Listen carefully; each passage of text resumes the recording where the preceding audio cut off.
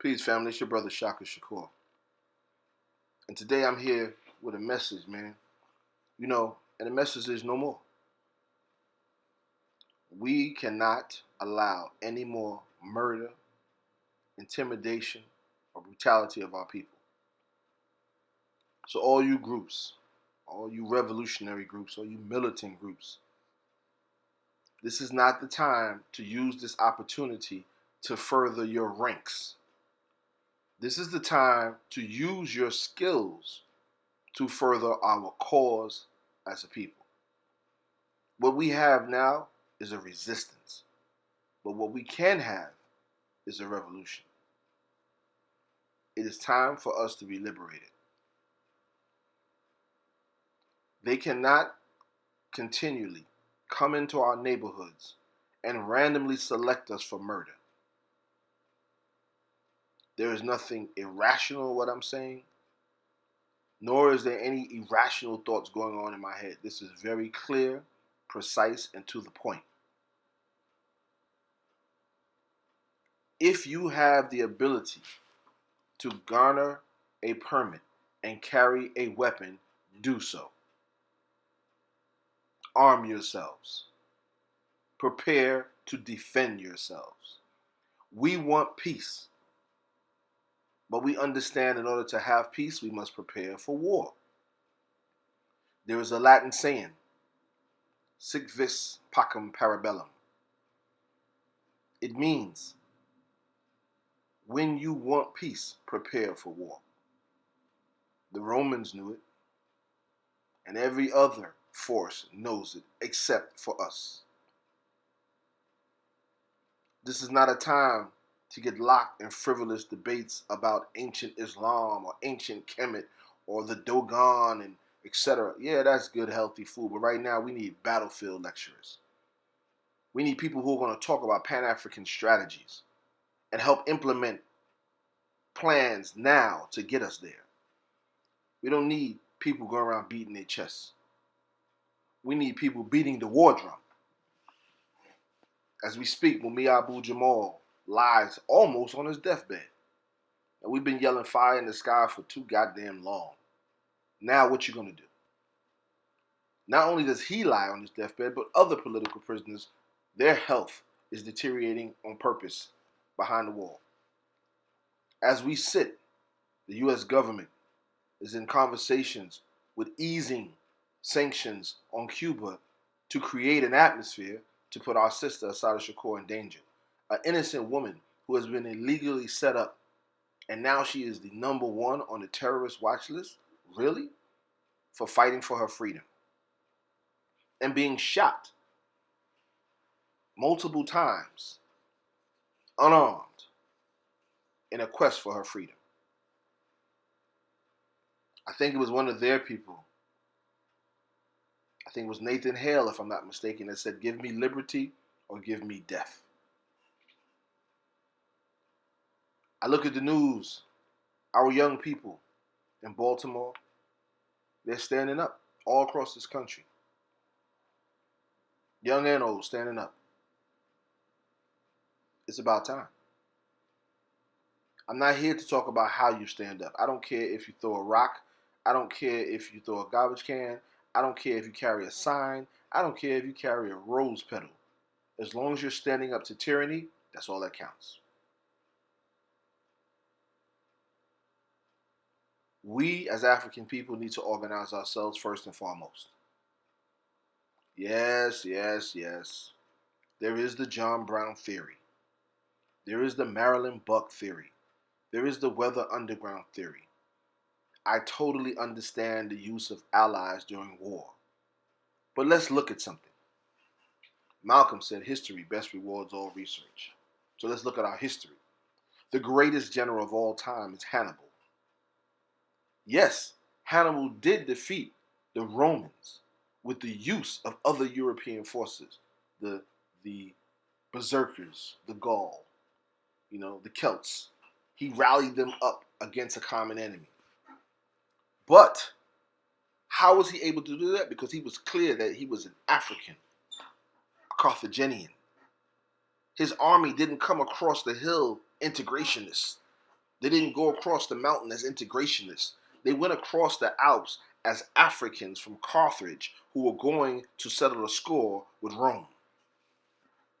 And then when they got there and realized the battlefield, he made a decision. And that decision was to employ his enemy against his enemy.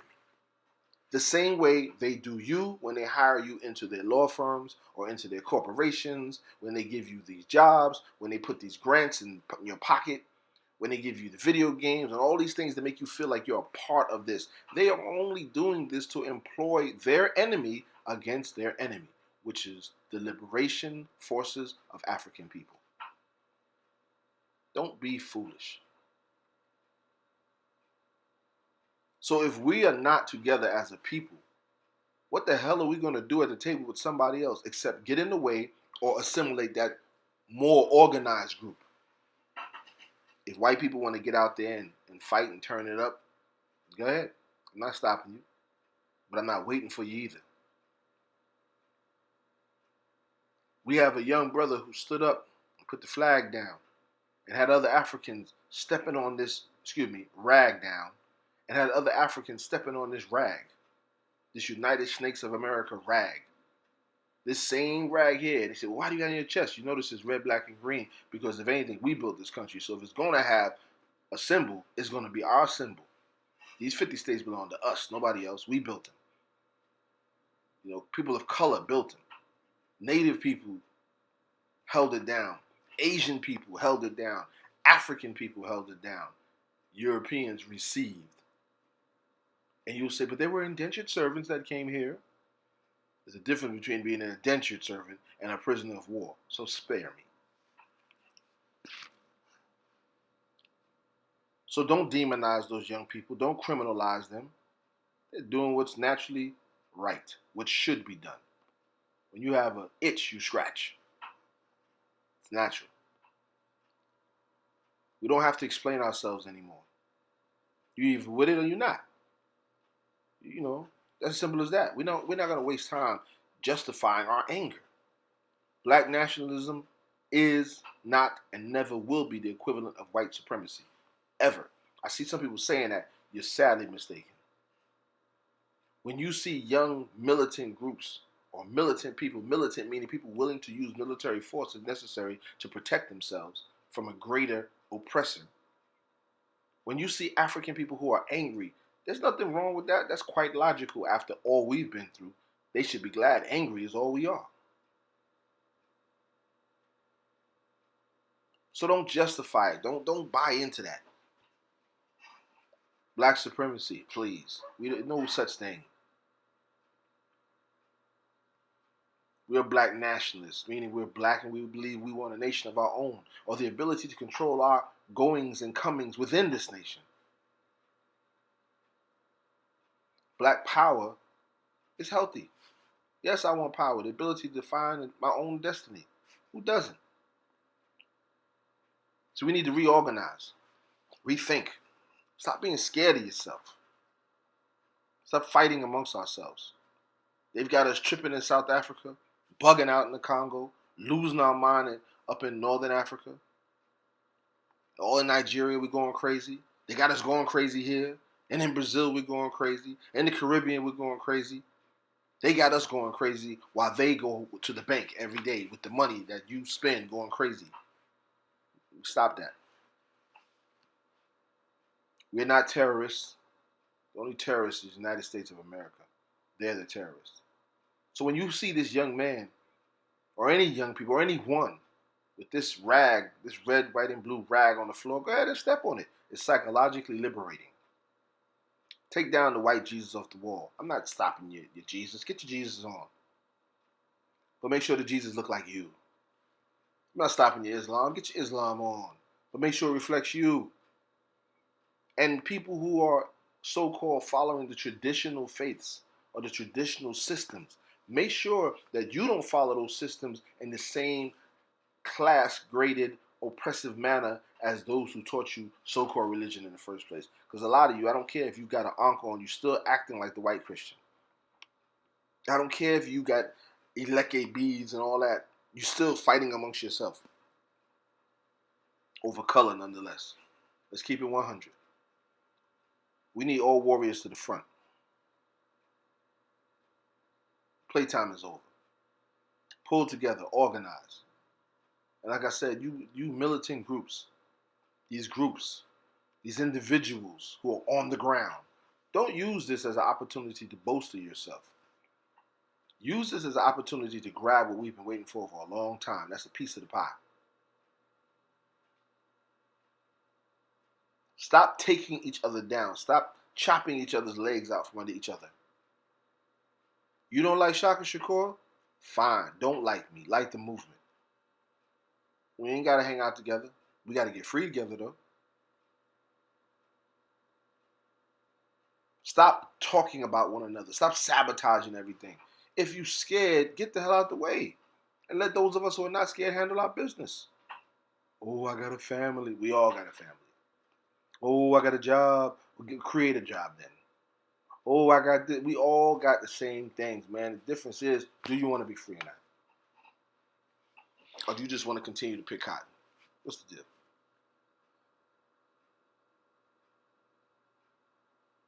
We have to stop hurting ourselves and stop hurting other people and start hurting other people. Hurt those that hurt you. Hurt people, right? Well, go hurt the people that hurt you, not each other. You know? Who doesn't want to eat? I want to eat. Everybody wants to eat. That's why we're fighting, because we want the basic ability to eat. But I'm not talking about food when it comes to the African. See, our version of eating, E-A-T, means entering African traditions or engaging in African traditions. That's the kind of eat I'm talking about. I want to engage in African traditions. That's eating. That's proper food. That'll change your physical, spiritual, and mental diet if you do that. You'll see each other differently.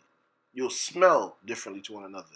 You'll feel differently for one another if you engage in African traditions. And what are those traditions? Loving self, loving culture, promoting family, keeping the village tight, honoring our elders, etc., etc., etc.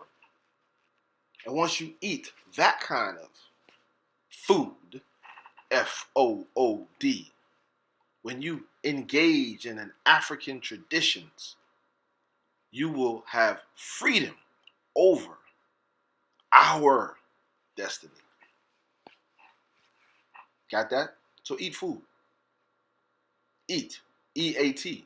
Engage in African traditions. Cast off this European muck and mire. And then go for real food. That mental, physical, and spiritual food. And that food will F-O-O-D. That food will free our own destinies, determination, decisions, and direction. That's F-O-O-D. So go eat food. It's time to eat that African food. You have this great white Joan of Arc figure who saved the flag. Now she's on talk shows. She's this great veteran. And then she poses naked with the flag and gets kicked out of the military. But they're holding her up. She is the Joan of Arc of the white cause because she saved the rag. Well, if you go on YouTube, you type in New Black Panther Party, there's a National Geographic segment. And in that segment, myself and other soldiers showed you exactly what to do with that rag. See, they say July 4th. We say the 4th of July. And on that day, we drag that rag. We discredit that rag, disrespect that rag. And then we put it out for you to walk on it. And as I said in the video, and I'll say it again, go ahead and walk on the flag. It's been walking on you for over 400 years. What's the difference? You're crossing the bridge to liberation when you step on that rag. When you take that white Jesus off the wall, you're crossing the bridge to liberation, mental and spiritual liberation. See, it's not enough to put on a red, black, and green. That's not enough. You have to then do things to physically liberate yourself. A lot of you talk about changing your diet, working out. That's peace. You need to do that. But then you need to sever white supremacy at the throat. Throw away the images of white supremacy. Take that white Jesus picture outside and burn it up. Take that rag. If you don't, some of you got to hang it up in your wall. Snatch it down. If you ain't got one, hell, go get one just so you can torch it. Step on it. Make it a rug mat. Because you know the irony of it? I've driven past homes owned by Europeans, and the rug mat is a rag. The American red, white, and blue rag. They'll step on it, it's fine. You step on it, it's an issue, because you know why? They have the issue with you doing it because they see you breaking away. Oh no, you can't do that. How dare these Africans break away from us after we brought them out the jungle and saved them? More power to those brothers and sisters in all these various locations. It's not just going down Baltimore, it's going down all over. And it needs to continue. Tear it up. Turn up. Tear it up. They think it's a joke. You know, it ain't a joke. We're not playing. And all you fair weather dudes, get out the way. All you quick to quit cats, get out the way. Because I don't care if I'm 1,000 or 1 strong. I'm down. Are you? Are you prepared to be down? So this is your brother Shaka Shakur. And I'm sending a shout out and I'm saying that the struggle is definitely on. You know? Free Mumia Abu Jamal. Free all political prisoners and prisoners of war. Free the land. Death to white supremacy. And liberation to the African nation. And remember, sic vis pacem parabellum. If you want peace, prepare for war. It's the only way. You are not going to get around it. You're not going to be able to hold it back with talking. It's coming. It's here. And we are ready. W-A-R. War. We are ready.